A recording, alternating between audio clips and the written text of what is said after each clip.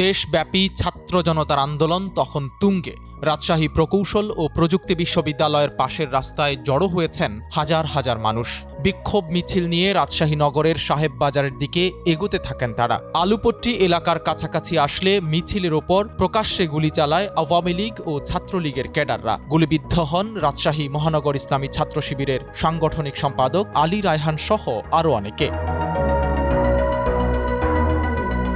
মাথায় গুলি লাগার পর হাসপাতালে ৩ দিন মৃত্যুর সঙ্গে পাঞ্জা লড়েছেন আলী রায়হান। বৃহস্পতিবার রাতে রাজশাহী মেডিকেল কলেজ হাসপাতালের আইসিইউতে চিকিৎসাধীন অবস্থায় মারা যান তিনি। রাজশাহী কলেজ মাঠে তার জানাজার নামাজ অনুষ্ঠিত হয়েছে। সেখানে জাতীয় নেতৃবৃন্দ সহ হাজার হাজার জনতার ঢল নামে।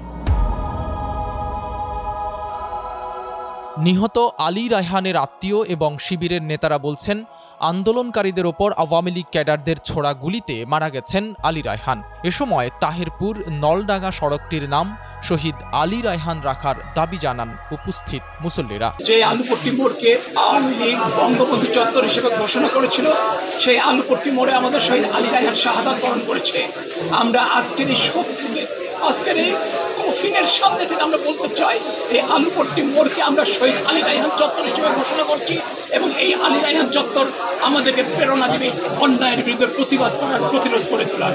আলী রায়হানের জানাজায় উপস্থিত ছিলেন জামায়াতে ইসলামীর আমির ডাক্তার শফিকুর রহমান, সহকারী সেক্রেটারি জেনারেল মাওলানা রফিকুল ইসলাম খান, ছাত্র শিবিরের কেন্দ্রীয় সভাপতি মঞ্জুরুল ইসলাম সহ রাজশাহী কলেজ ও মহানগর এবং কেন্দ্রীয় নেতাকর্মীরা। কোটা আন্দোলনে নিহতদের বীরের মর্যাদা দেওয়ার আহ্বান জানান ডাক্তার শফিকুর রহমান।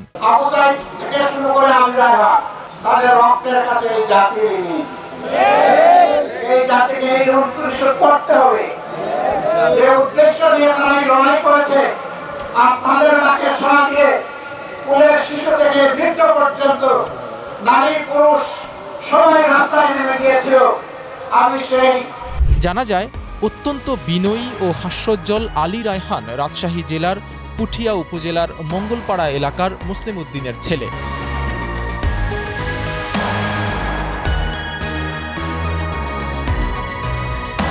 রাজশাহী থেকে মোহাম্মদ নাঈম হোসেনের পাঠানো তথ্য চিত্রে ডেস্ক রিপোর্ট সাইদ রহমান।